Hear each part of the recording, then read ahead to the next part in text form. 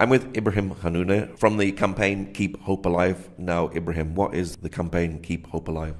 The Keep Hope Alive is one of the main campaigns run by the Joint Advocacy Initiative of the East Jerusalem YMCA and the YWCA of Palestine. And when were you started and why were you started? Originally, we looked at the Palestinian, how it's going with the politics, how it's with the current situation. So we saw that the Palestinians were left with a few options. The main ones are, first is, to get back to negotiations, which has been going for the last 26, 27 years, and has not brought much to the Palestinians. While settlements continue, the wall continue, and all the occupation measures are still on the ground. The second option, which also some Palestinians are, they go for, is the popular resistance, which also, we don't say it's a bad thing, it's a good thing, but we do not see that it's bringing much change on the ground. People still get injured, killed, the war continues, and all the different measures continue. And this is why we believe, as many also Palestinian civil society organizations, that Israel has to be somehow forced to comply with international law, to stop its violations, to stop all the measures and end its occupation. And here also comes the YMCA and the YWCA to work on this, to work on putting pressure on Israel through its international partners, friends, mainly churches and Christian organizations worldwide. So to do advocacy work and lobbying among these networks to put pressure on Israel. And this is where the YMCA and the YWCA developed the Joint Advocacy Initiative. But of course, not to just raise awareness, Awareness is the first step, but the second step would be to get people engaged and involved in doing something. And to do so, the JI developed its main campaign, which is the Keep Hope Alive, the Olive Tree campaign. The Olive Tree campaign, beside being an international advocacy tool and mechanism for people to get engaged and involved, it also works on the local level by working on saving or maintaining the Palestinian land, the farmers' land and fields, and contributing in stopping the colonization and settlement activities. How the campaign works on the international and the local level.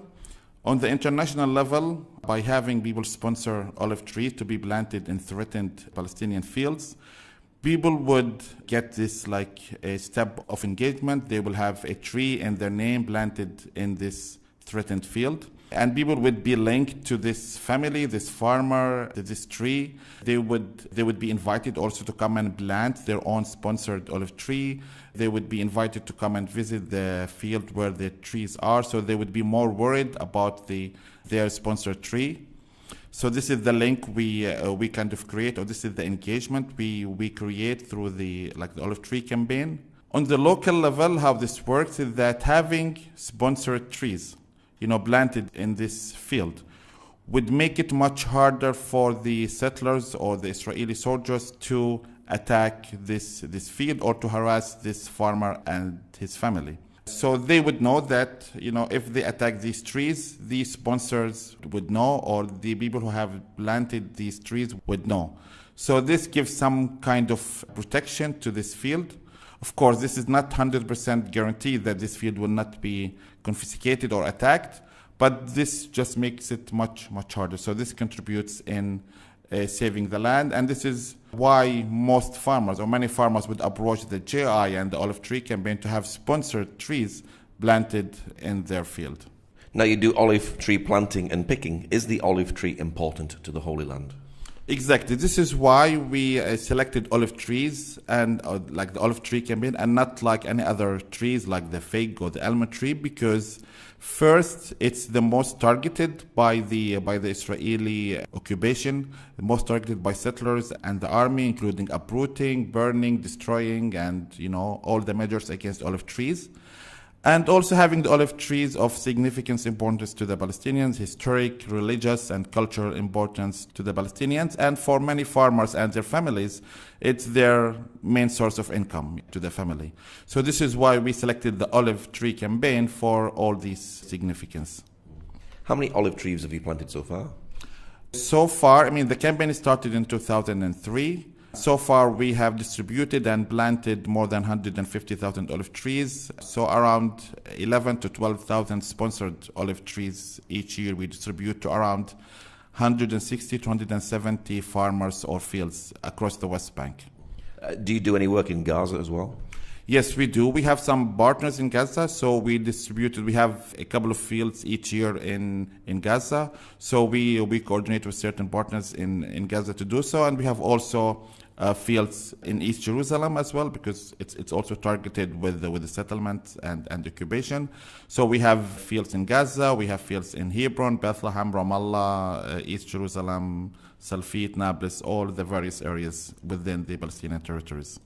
Is the olive tree a very resilient tree? Yes, this is also why we have selected olive trees, because the olive trees for the farmers, it also means how the farmers are rooted in their land. It also means how they would stay and take care of the land. And also olive trees, they could stay in the field without too much daily presence in the field to take care of the trees. They do not need much water during winter or summer. They can manage with the rainwater during winter and stay. This is why also we selected olive trees to be planted in such areas, mostly area C, to be planted in these areas where farmers cannot easily bring water to their land, and they last for hundreds or thousands of years to the family. So farmers would actually, pass the olive trees to their children and grandchildren. No, the tree is not just about the olive. The wood is very important to Bethlehem with the olive wood industry as well, isn't it? Exactly. So part of the income the olive trees provide for the family is not only the fruits and the oil they get from the fruits, it's also the old branches, from the olive trees they prune or they cut, and they give to the olive wood factories in the Bethlehem area, the Jerusalem area, so that they can make the Christmas decorations, all the various products from the olive trees. And this not only gives income to the farmer, but also gives income to various families who work in olive wood, mostly in the Bethlehem and the Jerusalem areas. Is the olive tree a symbol of hope? Exactly. The olive trees is a symbol of hope, wisdom, prosperity. And this is also, for most Palestinians who are, to some extent, religion plays a big role in their life. It's a holy tree, whether they're Christians or Muslims. It's a holy tree for the Palestinians. And they believe it's also a blessed tree. So they would be blessed by, the oil, for even from a religious perspective, the olive oil is a holy oil, and it's used for even local churches here in several sacraments. So it has various spiritual, religious, cultural significance to most Palestinians. How do the farmers feel when they see people coming to help? Exactly. This is one of the important things we do to farmers. It's not only that, the sponsored trees or the people who come to plant these trees only support them physically. One of the important things, these trees do, or these volunteers do, is that they show solidarity to these farmers. They, tell them that, we know about your field, we know about your story. We will carry your story with us when we go back to our countries. And, for those who sponsor only the trees, the farmers would know that these people who sponsored the trees, they know about my field. If something happens to my field, these people will know. And this mainly keeps hope alive to the farmers. So this is why the campaign is called Keep Hope Alive, because we believe hope is very important for the farmers and for Palestinians in general, because one of the Israeli strategies for the Palestinians is to kill hope for them. So this is why if you kill hope for people, either they will just give up their rights, or they would leave the country, or they would be directed, or they would be driven to using violence as a means of resistance. So we don't want any of these options. So this is why we work, or we contribute in keeping hope alive for these farmers and their families and the Palestinians in general. Now, many, particularly Christians, have left the land because of the difficulties. Is this helping the farmers stay in the land? Exactly. So the targeted farmers, I mean, the farmers we target are, both Christians and Muslims in the Bethlehem area and the Jerusalem and Ramallah areas. So they're Christian and Muslim families. Many farmers, including Christians, they have lost their land, they have lost their trees, which is their main source of income for many of them. Instead of, losing hope, instead of giving up and thinking about immigrating and leaving the country because they don't have a land to farm anymore, including Christians. So we try to provide, we tell them, no, there is hope. We want you to stay in your land. We want you to take care of these trees. We would do our best to have you regain your income back and to also help your children also work in the field and, stay in the land and take care of the newly planted trees and pass it to them. And where do people come from to help come and plant these trees? We put an online public invitation so people can register at any age, any background. People can join and to either plant these sponsored olive trees or to help farmers pick their old olive trees. So people register. Mostly people would come from, Western countries, mostly Europe and the United States. Of course, we have each year also people come from Asian countries like Korea, Japan. I mean, we would love to have people come from all over the world. And the invitation is open, so people can be at the age of 8 or 10. We had people who were 10 years old who joined, and we had people who were 95 or 100 years old who joined. And of course, they could be Christian, Muslim, even Jews, of course, to come and join these activities and programs we organize each year in Palestine. Is this a fun time to go out and plant trees? Exactly. It's a fun time. People would be also interacting with the family of the farmer. They would get to meet them, talk to them, hear their stories, and also eat the food or the lunch prepared by the farmer family. Also witness and live and experience the landscape of Palestine. They would be working in the fields among the trees. And also besides the picking or the planting activities, these programs also have, include guided tours. People would go around in the Bethlehem, Hebron, Jerusalem areas, Jericho areas. It's not all work program. People will have some also cultural exposure to Palestine. And how much did it cost to actually plant a tree? To plant the trees, we ask people to sponsor $20 as sponsorship, and this covers various costs, which is the tree, the transportation of the trees. In some fields, we provide water pipelines, some fences. We give or we send certificates of appreciation to those who sponsor the olive trees. We put a stone plaque in each field with the names of the people who have sponsored these trees, whether they are individuals or the name of the group of sponsors. And of course, with the olive tree, we give a wood stake and a plastic cover and so on. So all these expenses go, for this sponsorship, we ask people for. How old is some of the oldest trees here in the land? We have some trees that are thousands of years old. One of the oldest olive trees in the Bethlehem area is 5,500 years old. And some farmers, when we meet and talk to them, they would tell us about the hundreds or the thousands of years old trees they have in their fields. And they tell us that, they have inherited these trees from their ancestors.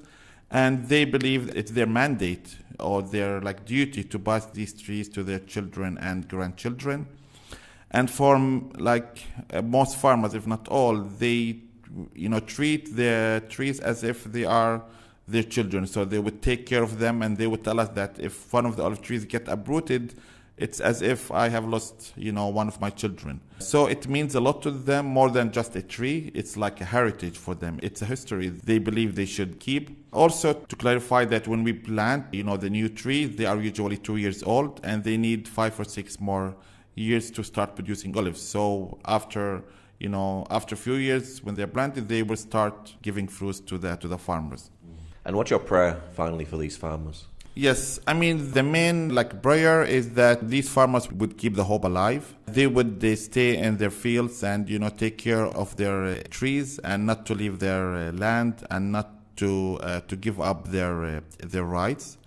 And of course, not to leave the country, so to stay in their fields and to take care of these trees and pass them to their children and grandchildren.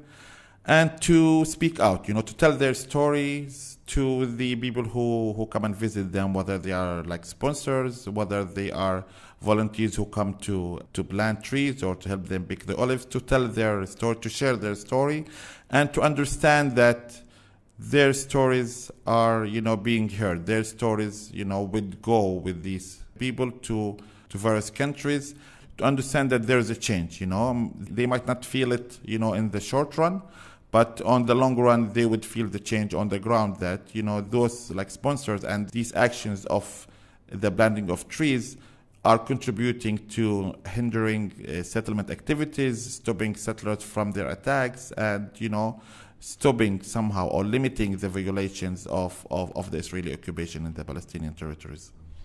Okay, Ibrahim, thank you much. You're welcome.